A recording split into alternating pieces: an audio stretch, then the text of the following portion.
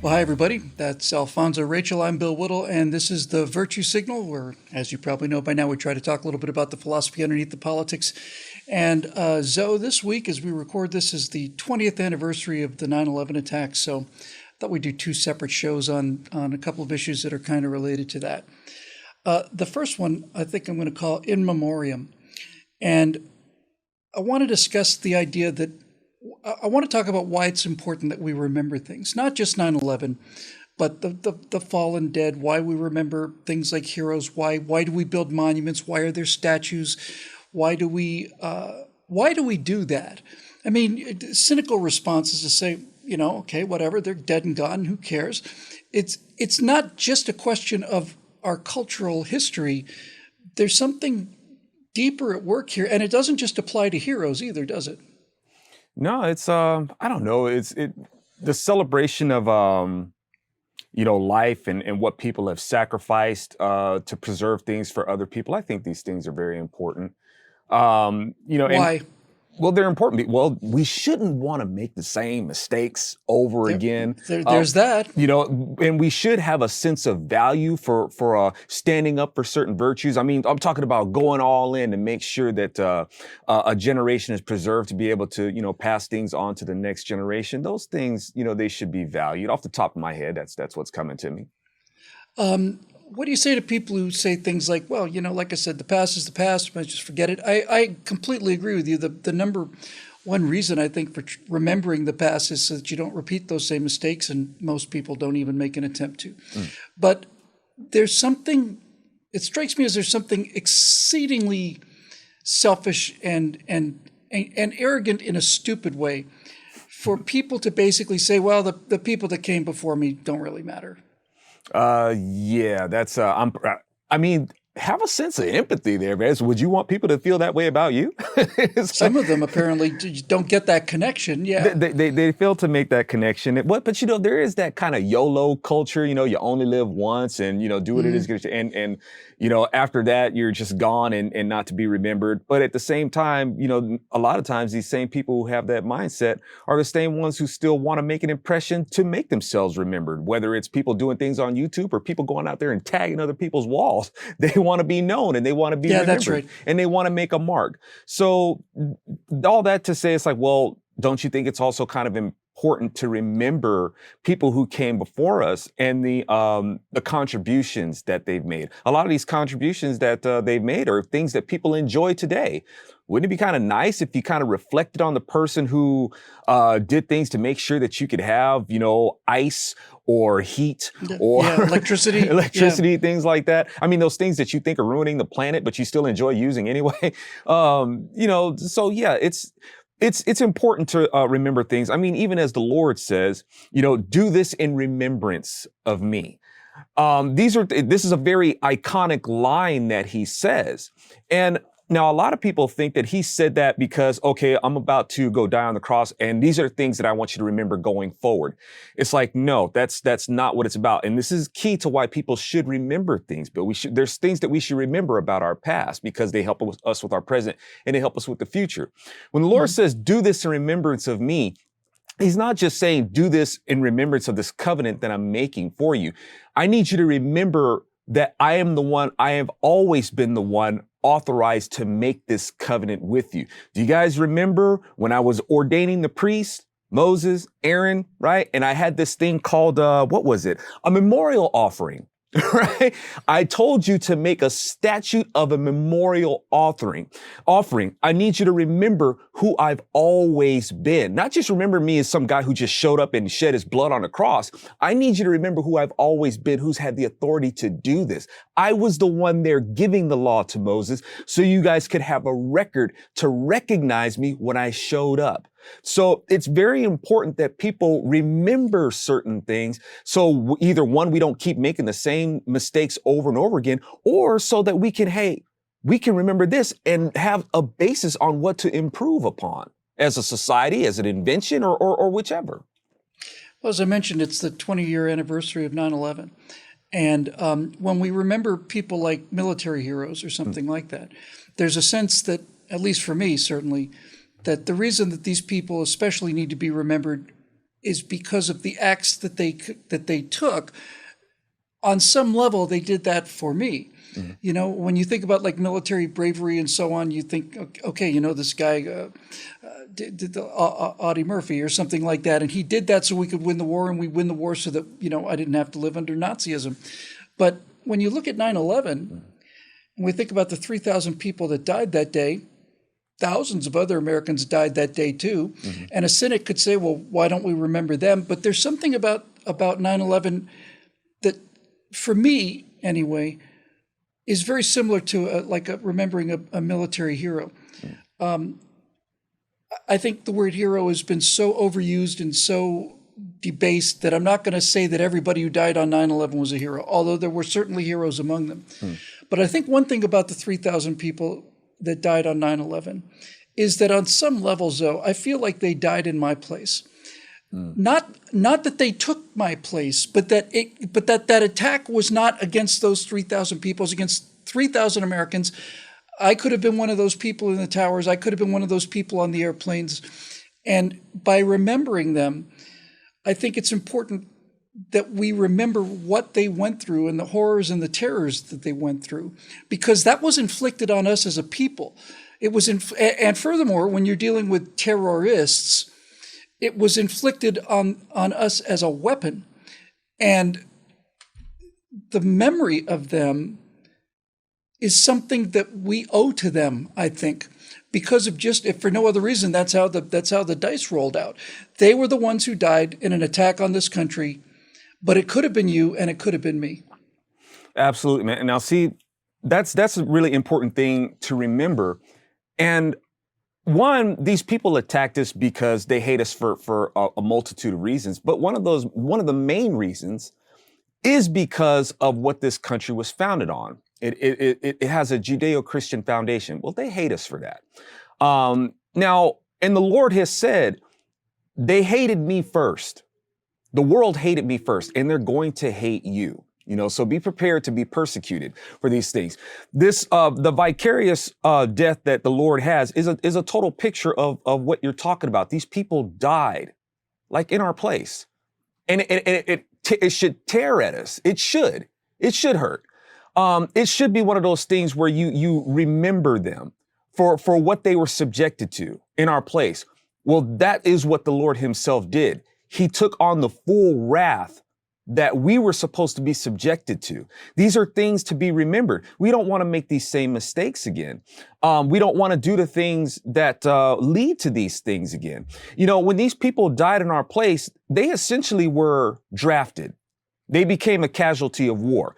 They did. It's not like they died. It's, you know, in this campaign, they didn't enlist. Right. They're not special forces guys. That's right. You know, but they were drafted anyway. And this is a picture even the Lord himself, who is cosmic royalty, but there was no draft exemption for this royalty. And even so, and he didn't have to do what he did. He gave of this freely. But the thing is, if we were going to live, this was something that he had to do. He had no obligation to do it. But still, if we were going to live, this is what he had to do.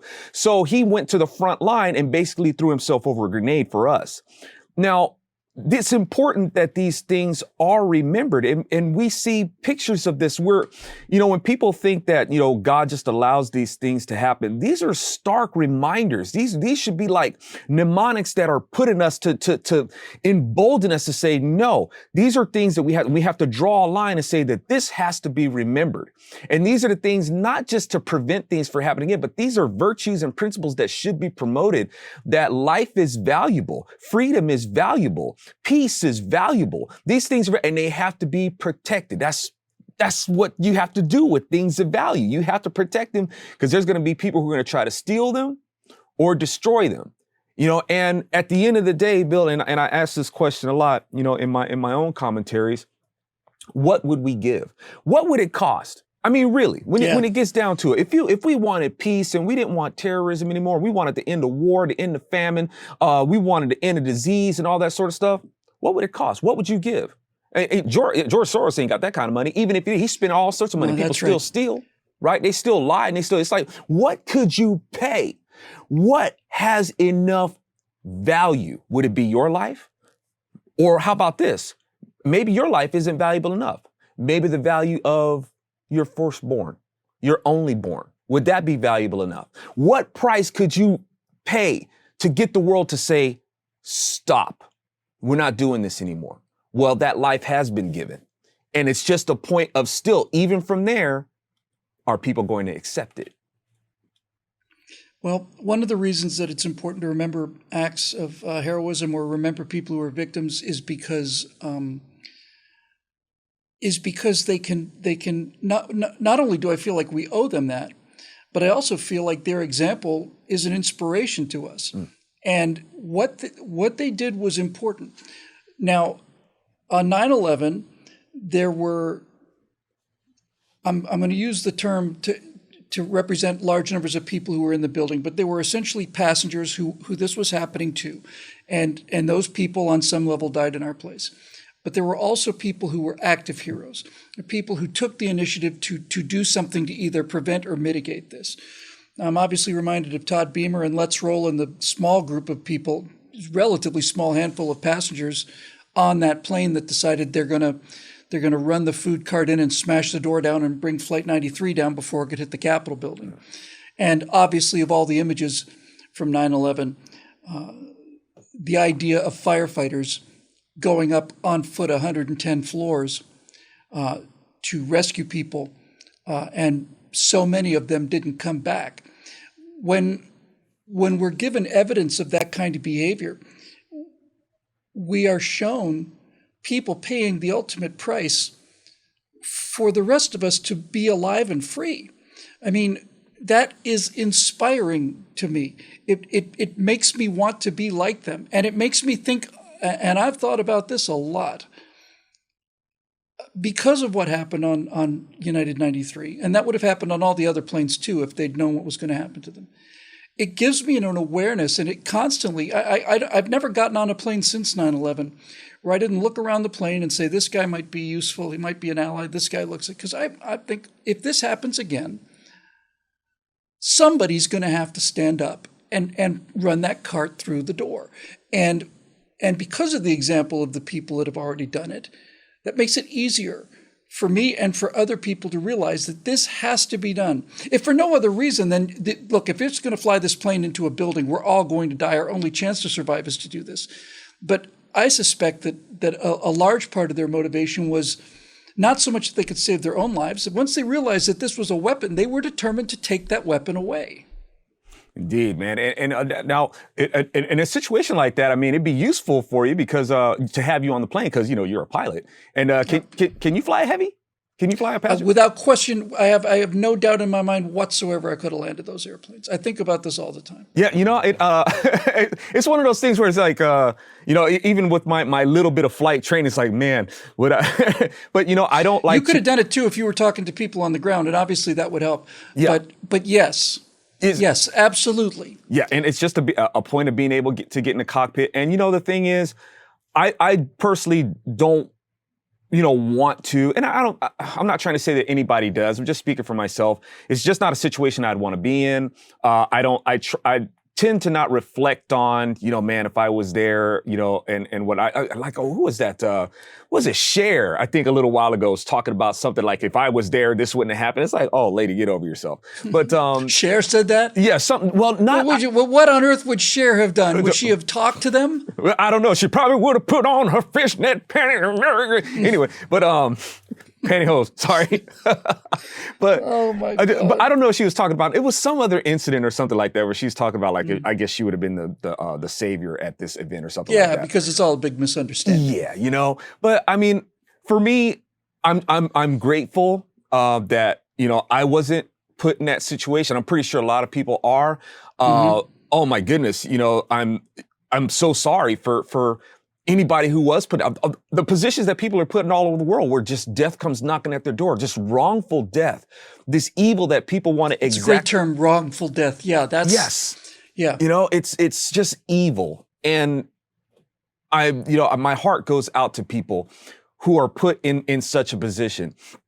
And, but to be able to, just own up to it and say, okay, you're not going to get this, without a fight. What can we do in this moment that we have? What resources can we pull together to at least, mitigate the catastrophe? Unfortunately, with the towers, that went as well, for lack of a better word, as they had planned. And I, speaking of memorial and things that would happen, and we're honoring these people, and I don't want to, go totally dark here, but I think one of the horrible things that comes out is when people start making conspiracies about these things, and it really belittles. That's right. It just completely dishonors the people by excusing their murderers. Yes. It's such a disservice to the people who have died to create this narrative that these people died for this. It's like, or that they were killed by somebody else. Yeah. And completely, exculpating the people who actually committed the murders. Yes, we're posting a video. I don't want to cut you off. We're posting a video during this weekend, and it's a video that shows the video footage synced up with things like the phone calls, the air traffic control things, and when you hear those people's voices, and on the very first flight, you hear this flight attendant named Betty, and she's talking to the guys on the ground, or the woman on the ground, and she's saying, our number 1 flight attendant's been stabbed. Our number 5 flight attendant's been stabbed. And then the person on the ground is going, Betty, the plane has flown into a building. Betty's a real person. Betty's not a fictional character. Betty is not a phantom. She's real. She was real. And that connection, this is, I think, where I'm really trying to go with this. That is a fundamental element of healthy humans, is to remember and connect with the people that have gone. And it doesn't have to be a hero, and it doesn't even have to be on a tragedy. We remember our dead because on some level we know that keeps them alive, and it honors the commitments that we gave to each other. Yes. Even with pets, there's just a long history of good times and reciprocal, attention and care and all of that stuff. And that stuff is the most important stuff, and it deserves to be remembered. Sure. And like we were saying, when people make these, theories, it takes the focus off of the people that it's like, couldn't we put that energy into remembering the people whose lives were taken wrong? And I guess to their credit, they think they're doing a good thing because they want to get to the bottom of it, and we need to find out who the real culprit is. But the sad part of it is like, okay, you don't think, rather than thinking that this was an inside job, and there's definitely other inside jobs that are more plausible, like this election that we had. But it's like, are you under the impression that there aren't people in the world who hate us enough to do this? It's like huge numbers of people cannot accept that fact because and here's how that works. If you believe that we are responsible for this, and this is what caused me to start writing, was this backlash after 9/11. It's all America's fault. Not only are you basically saying that those aren't human beings, they don't have their own agenda, they're just little puppets that only react to what you do because you're the center of the universe. But what you're also doing is you're saying, look, if we were attacked on 9/11 because of what America did, then if we stop doing that, then they won't hate us and they won't attack us anymore. It's a way of controlling the fear by making the action of the murderers dependent on what we do. It gives us control over their actions. So they're coming to kill us, but if we don't do that, then they won't. They can't accept the fact that they have an agenda that's far older than this country, and that there are people in the world who simply hate you because of what you are. They want to kill you because you're a Jew, or because you're gay, or because you're black, or because you're white, or whatever. There are people who cannot accept this because it doesn't give them an escape from their fear. They can't rationalize that away. Yes, and to the point of, these people who weren't, they're not heroes, and not saying that they're not heroes, but it's like, hey, we didn't sign up to be heroes, that kind of thing. We just wanted to fly from point A to point B. And that's right. There were definitely difference between people that took action and people who were murdered. Right. but essentially didn't take action. But that's the impact, though. That's what makes it as impressive as it is, for lack of a better word. When I say impressive, it's that these people faced what they had to face. And there were those who took action. And the thing is, these things should be remembered, not just for the sake of, hey, when a crisis happens, let's take action. No, don't wait for a crisis. You gotta make your hero moves every day. It's like, Yes. don't wait for some big event to don the S on your chest and put on a cape or something like that. Every day you could do something that's useful to somebody. Those little things, that count, and, a lot of times I think people are caught up in that, they want to do something big to make a mark on the world, to let people know that they have a purpose and whatnot. It's like, no, it's those little things that you don't want to do every day. It's like, I don't want to take out the trash. I don't want to do this. I don't want to just do it. Do it, because those things, they're very useful. And it's like, in a small way, you are fulfilling a purpose every day. If that's what we really want, we want to fulfill a purpose. Take your advantage. Take advantage. There's a chance for you right there. Do it. And remembering events like this provides us with two things that are very useful for our happiness and our well-being. One of them is gratitude, and the other is humility. And these are two qualities that we are sadly lacking in society today. So let's just close with this. What do you say to people who tear down statues that have been there for 150 years? Now, you can make a case. You can make a case about tearing down statues of Confederates and so on. I don't personally believe that, but you could certainly make that case. But the story that I can't get over is some young black man saw the statue of Abraham Lincoln with a slave breaking his chains, and he was offended by that. Made a big effort to pull that statue down. That particular statue was paid for by slaves. Enormous collection taken up of people who not only didn't have anything, they had actually less than nothing. And those people decided to part with what very little they had in order to put that statue up. And who do these people think they are? To be able to retroactively go back 100 years, 200 years and start saying, well, the slaves that made this decision don't know as much about this as I do, because I grew up, and I'm at a university and I've got $700 shoes and all of this. Who do they think they are? The people that put up a monument put it up because they felt like it was necessary. And the idea that somehow we get to decide, no, they were wrong. Man, I tell you what, it's nothing like a person who lives like a 100 or so years later and thinking that they know something better than the contemporaries. And sometimes people do. Sometimes even people who are right there and witnessing the whole thing can be totally blind to the event. So there's plenty enough nuances to go around as far as that goes. But it's to have people wanting to tear down a statue of Lincoln and they don't understand, what it is that these people went through. They don't have the humility. They don't have the sense of gratitude. They don't know, they can't relate to what these people were released from, and they don't understand that. But at the same time, I mean, heck, Bill, how long have the Democrats been running the school system? They've got this impression on these people. The Democrats, they've totally distorted what people understand about Lincoln. They've rewritten the history Totally. completely. Yes. There's a number of Republican voters out there that I know of who hate Lincoln. And I'm like, why? They just think Lincoln is just some tyrant who is bent on Northern aggression.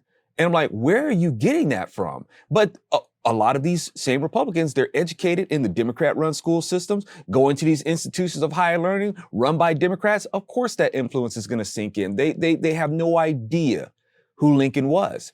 And it's the same thing with blacks who have this aversion to a statue of Lincoln. They have no idea what he did, what he went through, the political savvy. Like they go on things about like, oh, well, Lincoln said that he didn't care about freeing the slaves and he would have saved the Union. It's like, dude, do you read the surrounding context? So Lincoln was a political genius. Lincoln's whole approach was getting the Democrats to make his arguments for him. They sold his presidency. He didn't have to do nothing. It's like, oh, what, me? Me trying to liberate this? Oh, pshaw, you don't know what you're talking about. And the Democrats would go back, as you would say, back guano crazy. He's going to bring a war of abolition. And Douglas and all, I'm going to drag it out of you, Lincoln. And Lincoln's like, what? What? Oh, me want to free slaves? Blacks? Oh, no, not me. And he would just sit back and just watch them sell it for him. So, but people, rather than looking at the context of what he was doing, they zero in on the things that Democrats want them to see, right? As you would talk about this frame that people would, they would put these things in. It's the same thing that's done with Lincoln. And when it comes to that, you're going to have people that are going to go and want to tear down statues and tear down memorials, whether it's going to be the Confederate monuments or even coming out to vandalize Lincoln or Frederick Douglass, because they're just blind with rage. And as I've said before, and spoiled rotten, absolutely spoiled rotten. Don't have the faintest idea. Don't have an idea. Drones. And the Democrat elites, they're engineering it this way. They're trying to master history, and the drones are out there just following orders. As I said about the Confederate statues, I say leave them up, but understand why. See, we have a lot of folks out there, it's about heritage, it's about history, and it's like, no. It's got to be a heritage and history of something. It can't just represent heritage and history. It has to represent something. And those monuments represent the Democrat Party. Don't let them erase their history. If you're going to stand for keeping the monuments up, make sure that you say why. Well, that's because we're not going to let the Democrats get away with what they've done. Yeah, I don't think I have any right to take down a statue that other people put up. And it needs to be said, as if it's not obvious, that a statue, that there has never been in this country a monument to slavery. There's never been a statue that has been a monument to slavery. If you look at a statue of Robert E. Lee, that statue was put there by the men, primarily by the men who served under Robert E. Lee and who suffered under Robert E. Lee for a cause that, I don't remember if it was Grant or Sherman, I think it was Grant, who said, fought bravely, but for one of the worst causes in human history. But that's not really the point. Sacrifices were made for what people believe in. And the people who put that statue up have a right to have their opinion not be overruled by people who don't have the faintest idea what's going on. And even if they did, they don't have a right to tear down something that people thought important enough to memorialize. And this is all mixed together with all of the stuff. We're already seeing the rewriting of even more modern history than 9/11.